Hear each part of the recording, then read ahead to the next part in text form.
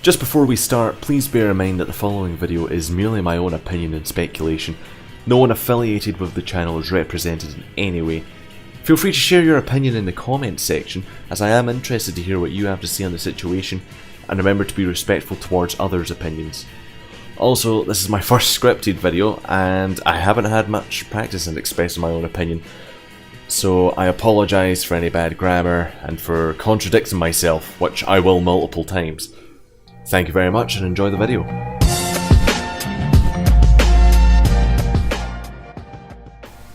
Team Fortress 2, a game many of us enjoy even now, almost 11 years after the initial release. The game has had a long run, to say the least. Here's hoping to another 11 years, eh? So why is it that people consider it a dying game? Could be the less infrequent updates? Maybe, but I don't think this is the case. Is it maybe the amount of modders, or script kiddies, so to speak? With all the aimbots and wall hacks and the consistent Lamalbox spam in chat, it is frustrating, yes. But again, I disagree. I feel that there are two main reasons as to why Team Fortress 2 is compared to an injured horse ready to be put out of its misery. Before I continue, I would like to stress that this is an opinion. If you disagree, then I fully encourage you to use the comment section. In fact, if you agree or have some other opinions as well, it would be awesome to hear what you have to say on the subject. Okay, so first I'll discuss the reason that I am certain is unavoidable. Everyone at some stage may go through this, and it is to be expected from any game. People moving on.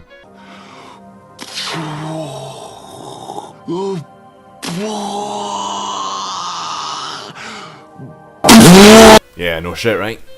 Obviously, people are moving on. That's why Team Fortress 2 is considered a dying game. Okay, so hear me out here. I know it is literally the whole, oh no, TF2 is dying because everyone is leaving, sad face. But I felt I had to get it out in the open. I'm not going to go ahead and say, why are you leaving? This game's amazing, but therein lies the problem.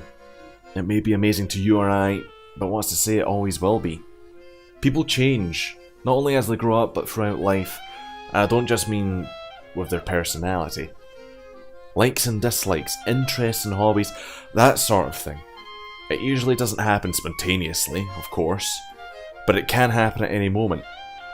A person would start up Team Fortress 2 with a lot of energy, but in that play session, they may end up less and optimistic the more they play. Each day will pass and they will play less and less until eventually they miss a day, and then 2 days, then 4, and so on and so forth.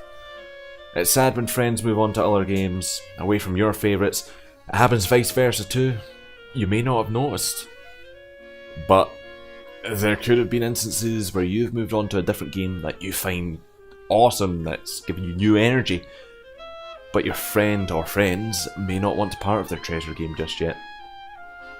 They might still be living in their golden era, just like a lot of TF2 players.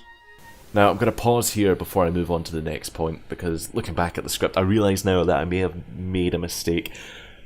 When I wrote, I don't think the lack of frequent updates is at least my believed cause of the TF2 dying situation. I hadn't considered that it could instead cause people to grow bored and move on, thus indirectly affecting it. At least in my opinion, again. Remember what I said about contradicting myself? Yeah. The second reason I would like to discuss is toxic behaviour. Now, we've all had our fair share of toxic players, but I feel that as of late, it has escalated. In my 3,700 hours in this game, the last 1,000 have been the worst community-wise. Oftentimes in casual matchmaking, hell, back in the times of quick play, as I did take a long break from TF2 myself during the last 1,000 hours. The chats have been flooded with racial slurs, homophobic insults, and shitty attitudes. I'm pretty sure most of the former two were binds in most cases. It has been horrific as of late. Voice chat, I feel, has been a bit tamer, but the problem still persists, adding mic spam to the mix of the racial slurs, etc. I just want to stop the video here just for a moment, one more time, apologies, but the only reason that we're not doing competitive, or it's not been mentioned whatsoever in this video, is because the toxicity is through the roof. I'm sure you can follow a few people on Twitter to find out what's going on, such as doomsday.exe, soundsmith, etc. but those guys have covered that a little bit on their Twitter pages and in some videos as well. Community servers, whilst not immune to the rabble of toxic players, surprisingly felt better to play on. I suppose they have active admins on the servers and are smaller to manage than official Valve servers. Imagine being a new player. You see this interesting game on Steam or have it suggested to you by a friend. It's called Team Fortress 2. It's free to play. It wouldn't hurt to try it, right? For all you know, it could be a new game that you're interested in. Yet, when you play it, you're met with so much toxicity and hate that you feel you've made a horrible mistake even installing this game. No wonder it was free, you would think to yourself while clicking the uninstall button. I believe that the new players getting discouraged by the toxicity is the main problem, because you can't stop people moving on from a game that loses their interest.